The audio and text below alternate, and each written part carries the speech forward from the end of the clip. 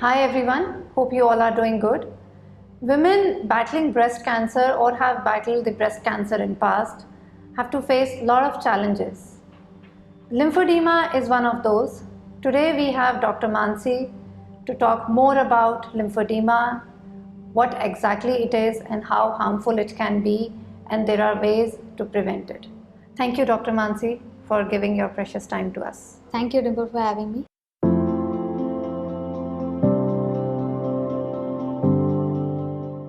So, ma'am, I want to understand what exactly is lymphedema in a simple layman language. So, lymphedema, it contains two words, lymph and edema. So, lymph is like a body fluid which runs through minute channels, which is called lymphatic channels under the skin. Okay. And it carries toxic material, waste products, protein, and things like that. Okay. And they drain into lymph nodes. These are like stations. So these are like small glands which are bean shaped, and these stations are placed at various locations in the body. Okay. They act like filters, and this filtered fluid is then again returned to the venous system. So this is kind of a barrier which fights against infections and carries toxic and waste material from bodily tissues. So this is what lymph and lymphatic channel is. Okay. So any hindrance in this flow of lymph can cause lymphedema, which is like accumulation of this lymph fluid into tissues. This can actually happen as a primary condition or secondary. By primary we means it's a congenital or a developmental disorders where the lymphatic channels are not laid properly since birth. Okay. Or it can occur as a secondary condition which is acquired because of some surgery or some infection. This can happen. Right. So this is exactly lymphedema. Okay. So how breast cancer patients and survivors can get affected by lymphedema? So as we all know that any cancer anywhere in the body first travels to the lymph nodes. So similarly in breast cancer, the axillary lymph nodes are susceptible to carry these cancer cells. So axillary, we mean to say the lymph nodes which are in armpit. Armpit, yeah, exactly. Okay. So the affected breast and the affected armpit region contains axillary lymph nodes, that's called axilla. Yeah. And these lymph nodes can get affected. So as a part of treatment for breast cancer, we have to deal with the tumor in the breast as well as the lymph nodes in the armpit. Okay. So they need to be staged or dissected and or undergo radiotherapy, and all these procedures can have can cause lymphedema for these patients. Okay. So my question here is, if a woman has been diagnosed in stage 0 or stage 1, still in that case, will you go to the lymph nodes? Will you check the lymph nodes during the surgery? Yeah, so by stage 0, it's good that you brought up that question. So stage 0 is basically any carcinoma which is in situ. Okay. So for a layman understanding, what we can say that it is not yet a malignant or an invasive disease. Okay. So in those kind of patients, lymph nodes can be spared. Okay. But any disease which is invasive, even a microinvasion, lymph nodes need to be assessed. Okay. So by treating the axilla, what we mean is we need to stage the axilla. Right. So it's not that we need to take all the lymph nodes away, but we need to definitely pick up the lymph node which might be the first lymph node which is positive. So that is called sentinel lymph node. Okay. So definitely even for stage 1 or any invasion, lymph nodes need to be addressed. Okay. Then only a complete oncological treatment can be done. Okay, and this kind of like where you said it needs to be addressed. If the disease is not shown, you know, that it is present in the lymph nodes in any scan or MRI, so you will address it during the surgery. Yeah, so there can be different ways of staging the axilla, like a sentinel lymph node biopsy or axillary sampling or axillary dissection. So these are the 3 surgeries which might happen for axilla. Right. So if the patient has, like as you said in the imaging, it's not shown or you can't palpate it clinically, then sentinel, that is called clinically node negative disease. So these kind of patients can be taken up for sentinel lymph node biopsy. Okay. So in that case, we just pick up one or the first station of lymph node and we check it then and there during the surgery whether it is positive or not. Right. So if it is not positive, then the complete axilla need not to be dissected. Okay, then you spare that area. That area. Okay. But if it is positive, then definitely we need to clear the axilla. So that is axillary dissection. Right. So the extent of surgery which will happen for the axilla Right. depends upon whether it is positive or whether the patient needs that, what is the stage, Right. and there's so Right. many And it varies from patient to patient. patient to patient. Right. And precisely the chances of lymphedema is actually positively related to the number of lymph nodes resected. Right. So that is the reason we are being now more conservative towards resecting the axilla. Mhm. And if the patient can get away with just one lymph node dissected, then why not? Why not? Of course, because then it will be more comfortable for future as well. We need Yeah. to be a little optimistic as well. Yeah. Got it. So, ma'am, how a patient is affected by lymphedema if they have lymphedema in their body? Yeah, so if the patient has undergone a dissection, axillary dissection, or maybe followed by an axillary radiotherapy, so these are the patients who are at risk for developing lymphedema. lymphedema. And as a common symptoms, they might feel initially some heaviness or fullness of the arm. Right. So when we talk about lymphedema and breast cancer, we are talking about the affected arm which will get lymphedema. Agreed. So there will be a bit of fullness, or there will be reduced skin folds and a feeling of heaviness of the arm, or dragging sensation like that. Initially at stage 1, this lymphedema might be reversible. Right. So if you do some exertion or some heavy physical activity, the edema would appear. Right. And by some manage after a while, taking some rest. some rest, maybe overnight, Right. or with some massages, it reduces. Yeah. So that's a reversible stage. Right. But gradually this might change into irreversible and permanent kind of edema. Right. And even worse, sometimes it becomes like elephantiasis, in which the skin changes and everything happens, and the arm might be swollen for more like 3 times or even 4 I times. have seen that in few patients, that their arm, and even I've seen it in few ovarian cancer survivors as well. Their legs have been affected after the surgery. Yeah. But in arms, it is very difficult to manage. It Yeah. really badly affected your lifestyle, and it also affects your confidence. Exactly.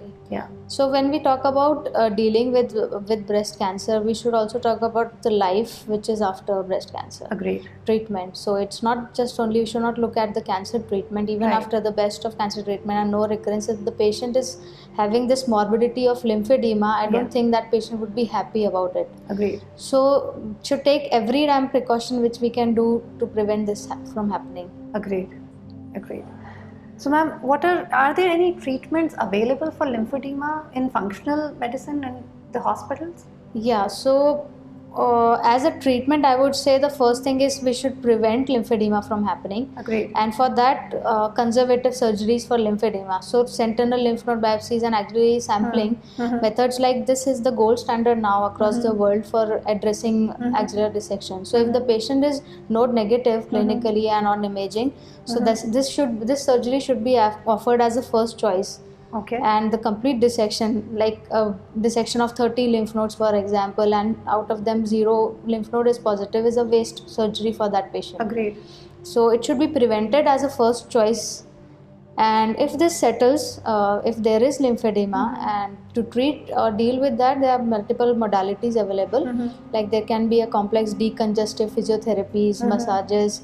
Then there are compressive garments, compressive physiotherapies. Right. And regarding surgeries, There are a few compression machines as Compression well. machines yeah, also people are can, there. patients Like can keep it at Lymphapress home and this. Lymphapress, and they can use they it. can use it. But it needs to be done under guidance from a Yes, it has to be physiotherapist done from a or trained trained person. physician. Yes. Yeah. That's okay. And regarding surgeries, if the patient has, like I was telling, 3 times, 4 times, a Yeah. morbidly swollen arm, Right. then surgical options are also available. Like there can be a vascularized lymph node transfer. Okay. So new lymph nodes are brought in from somewhere else and Right. placed inside the axilla so that they can channel Oh, and that's amazing. Yeah. Is it like your own body's whole body's lymph nodes? node. Okay. Yes. So okay. a lymph node which is a It's a kind normal. of a transplant kind of a thing. It's a transplant. So it's Yeah. a transplant of a vascularized lymph node, which is normal lymph node from somewhere else, and it Okay. can be placed inside the axilla so that it can channel up and create a new pathway Oh, of drainage. that's quite interesting. Yeah. So That's new. yeah, that's like even like the plastic surgeons across the world are doing these kind of surgeries these days. Oh, okay. Okay. And the other way is we can connect, like we make bypasses. So what we want is that these lymphatic channels should drain somewhere. Yeah. So bypasses can be created by venous channels, and so Right. these kind of plastic surgery procedures can be done for these patients. Oh, great. That's a good news. I think that gives a lot of hope to the patients out there who are suffering badly from lymphedema, and that's affecting their confidence and their lifestyle. Yeah. So, ma'am, what are do's and don'ts? Like, if someone has out of breast cancer very recently and there is no sign of lymphedema and everything is going fine, so what are the do's and don'ts you would advise them? So usually what we advise are really basic stuff, like there should be no tight garments over the arm, no tight jewelries over the arm. Okay. I know females are fond of wearing jewelry, Yeah, and jewelry stuff, or maybe a watch or wristwatch can be anything which is tight as even well. the rings are the worst actually, because anything which can be opened up like a bracelet is still fine, but which goes through the arm and it can get stuck because of the edema and things like that are the worst nightmares. That needs to be avoided. Okay. And then there should be no pricks like IV cannulation or blood sampling. And blood pressure monitoring. Blood pressure, that's also a cuff. So there should be no tight garment or pricks over that. Okay. And in general, you have to take more care of that arm, in sense like if you have any injury or any cuts or bruises, then you should just pay attention towards it. Do not ignore it. Right. So that it becomes infected, because your body's your arm's immunity is low. You can understand it that way, because the lymph is not flowing the way it should. Right. So you should take that precaution over that, even a small cut or bruise. Okay. And so, ma'am, what about if any women, they are lifting their child?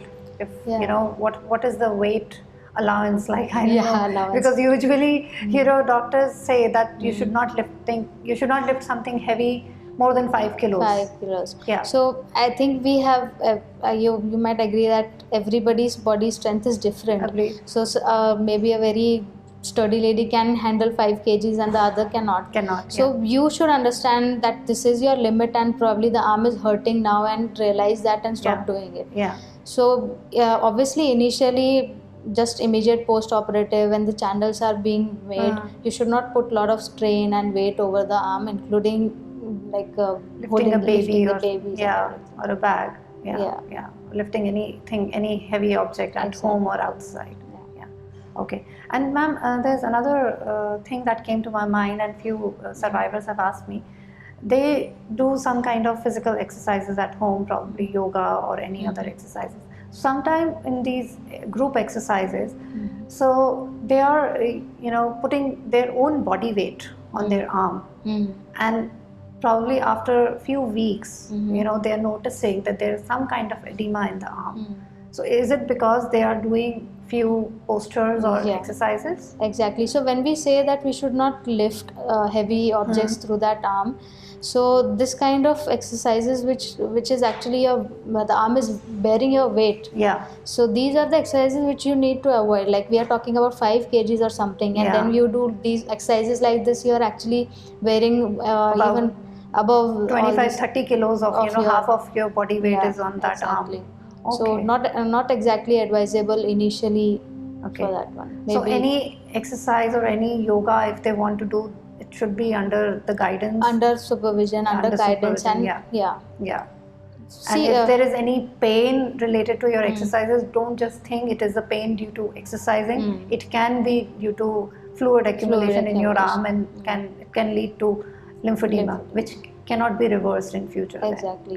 One thing I would like to point out here is, like I said, the initial stage is reversible. Right. So if you just catch that lymphedema at that stage and try to let it be like a reversible thing, it's a good thing to do. That's a good call to do. So once the reversibility sets in, then the situations become worse. Agreed. So when it is reversible situation, if you catch that this is lymphedema and you treat it and aggressively, I think that is the good thing to be done. Okay. And ma'am, sometimes few women, survivors, they think that now it's been 6 months, or now it's been 2 years, or now it's been 5 years. Now I'm not at the risk of getting lymphedema. So what are your views on that? Actually, it's not true, and mostly the patients who have lymphedema, they developed over years after the surgery. So usually after maybe like 1 or 2 years is the time when patients actually start developing lymphedema. Okay. So nobody should think like that. So Yeah. even patients ask us that whatever precautions you're telling, is it for lifelong? For how long I can't use this? Yeah. So this is a question which keeps coming every Yeah. time, that okay, so I cannot give a blood sample for how long? Yeah. And it's actually for lifetime. It is. Thank you so much, ma'am, for giving us your valuable time and useful information. We really appreciate your efforts. Thank Thank you. you.